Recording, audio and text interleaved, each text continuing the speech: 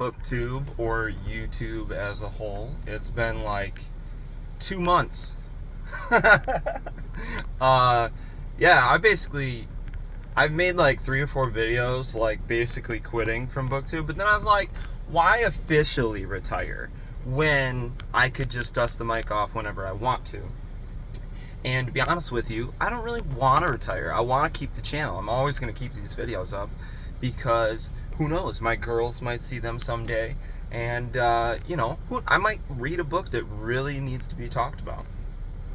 But recently I've been seeing some videos in now these might be people that you're not even subscribed to, because I think most of my audience comes from the horror side of things, and you may not watch their content that I'm going to reference. But I recently seen I guess Brian from Bookish did a video talking about ways to be a booktuber, or I don't know. Basically the topic got going around about monetization of videos. And so Steve Donahue responded, and then I just watched a 50-minute stream from Matt Wall, and now I don't really watch a lot of Bookish. Just honestly, I don't know why. Actually, I should probably go check his stuff out. But I do, believe it or not, I do watch a lot of Steve Donahue and Matt Wall. I don't always comment on all their videos because they tend to be longer, and I just never have anything relevant to say. And one of my tips for being a booktuber was always, you gotta comment on every video you watch. And I still stand by that. So if you're a new booktuber, definitely interact with everybody you can. But my millennial ass wants to get involved in this and say that I have genuinely not much in common with Steve Donahue as a person. We are from 2 different generations. And I disagree with a lot of things Steve Donahue says, but I think that's why I like his content, because I like to take in different mind frames or different ways of thinking about things in my life. I don't know how to get that out properly, but he's different than me. We're very different, and I think that's a good thing. I think it's a good thing to surround yourself with people like that. I agreed with a lot more that Matt Wall said in his video, so there's not really much to talk about that.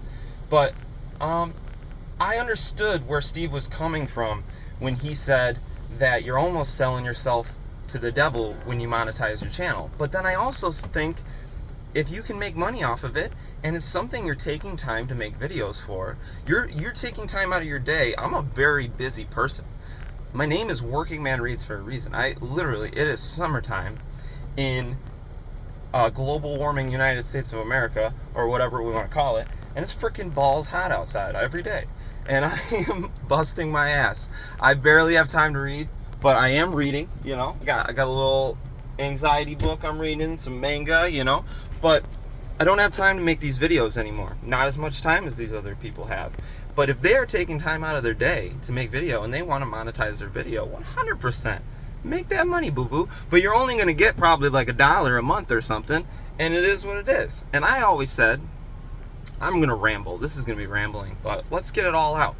I always said that if I ever made it to there, which I won't, I'm only at like 9:30, and this video is definitely going to piss people off. So I would have just donated the money, which in hindsight might not even be enough to donate.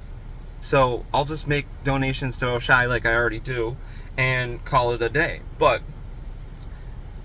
I don't need the money. I never needed the money.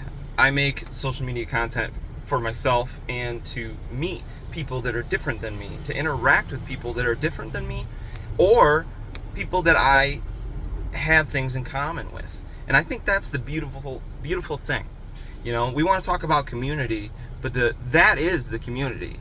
It's the fact that you can look different than me, you can think different than me, and we can both read the same book and either like it or dislike it and then talk about it. That's why we do these videos. Point blank, period. Anything else is just wrong. But Matt brought up some other good points, that there is a little bit of an elitist situation going on, or gatekeeping. I think it's more gatekeeping.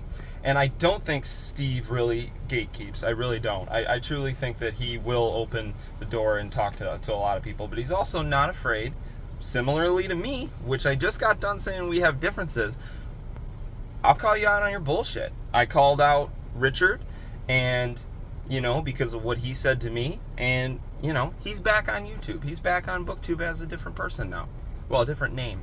He's still the same dude. Still fake as a $2 bill. But, what was I saying? Oh, we have that in common. I love this. I love the discussion. And call it drama, maybe because I'm 29. But I enjoy the conversations because I can say something on this video and be entirely wrong. And someone could let me know some more information. I'll look into it, and then I learn something. And that's the beauty of social media. That's the thing that I don't want to lose by quitting Booktube. So,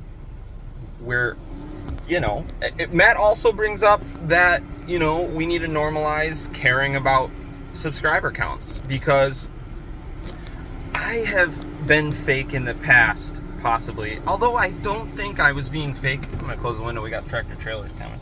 But I want to think that I was being genuine in the fact that I always said it didn't matter, the number. But then it kind of does. Because on Instagram, I have 3,000 followers, give or take. On TikTok, I have 3,000 followers, give or take.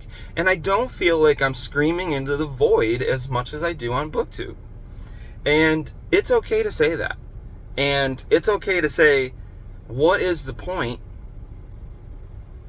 if no one's watching, But I do have people that watch, and I thank you guys for that. But it's okay to feel that way every now and then. Now, truthfully, I really don't care. That's why I actually disabled the subscribe. Like, you can't even see how many subscribers I have, because it just doesn't. It really, to me, doesn't matter anymore. If I come on here to make a video, it's strictly for fun. It's strictly whatever I want to talk about. Just let's shoot the shit. Let's talk about this book. Let's get involved in this conversation. But there was a lot. I kind of seen both sides, and it was very interesting to watch from the outside. And I'm younger than both of them, for whatever that is worth. So I'm an old soul in the fact that I read and and all that, but I can see both sides of it. I see why you would want to monetize, especially if you're Matt Wall and you're writing independently published stories. You want people to read them. You want to make as much money on your artistic abilities and craft that you are putting out there that you can. And then if you're Steve Donahue and you are paid to book review, or you are in a different point in your life, good Lord, that you don't need to, then don't. But it's entirely the person's individual decision. I probably never would have, because I've heard that you don't make a lot. So, you know what I mean? To me, there's really no point in putting ads in my video, because I'm Italian. I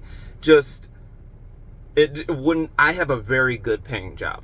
So, like everyone else, that I just don't need it. You know what I'm saying? I don't need it. I think I would have just used it to donate, try to give back to my community, or something like that, because I just don't, truthfully, I don't need my wife works, I work, we're doing well in life, and we're having a good time, and me making content is strictly for myself, or for somebody to watch it that might enjoy it. So I can see both sides. I can totally see both sides. But if I was an author, or if I was a person who was an artist, 100%. I would 100% do it, because you're trying to make as much money. And all this being said, if TikTok reached out and said, hey, we'll give you $1,000 a month, I'm not saying no. I'm going to buy food for my family. So, you know what I'm saying? We need to, it's Booktube. You know what I'm saying? It's just Booktube. One last point that I did totally get, I don't know if I touched on it yet, was that you get into this Booktube realm and you feel you have to make videos on certain things. You feel like you can't cross lines, You can't make a music video, or you can't react to something that you might want to react to, or I used to post videos of family trips and stuff, and they would get no views and stuff like that, and it's stupid.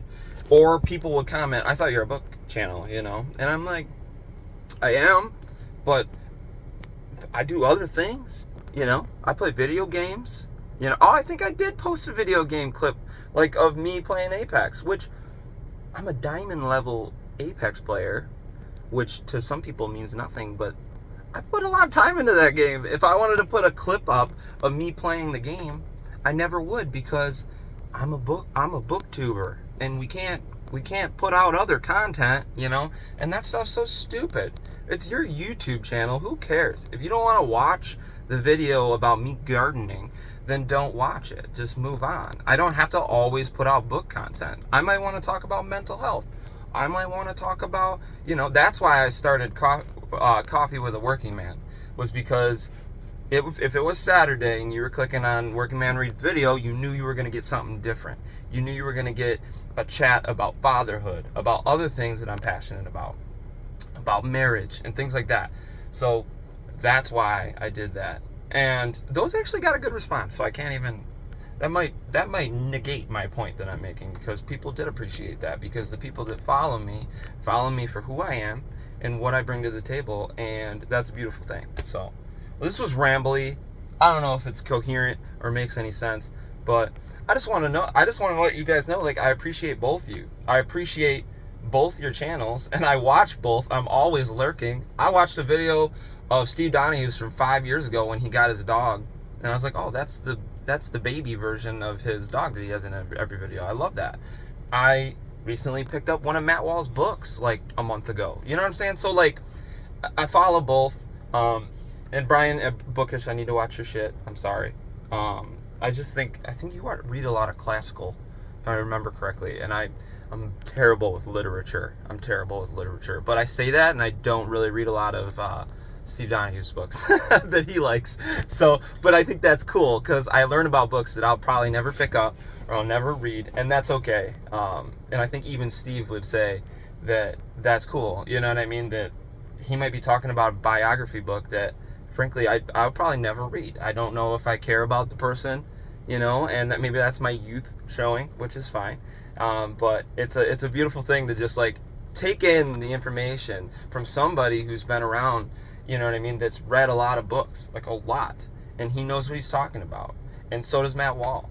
And they're both content creators. They're both over 1,000, and shout out to them. So, yeah. Until next time, whenever that'll be, might be a couple months from now, but don't work too hard. It's been Working Man Reads.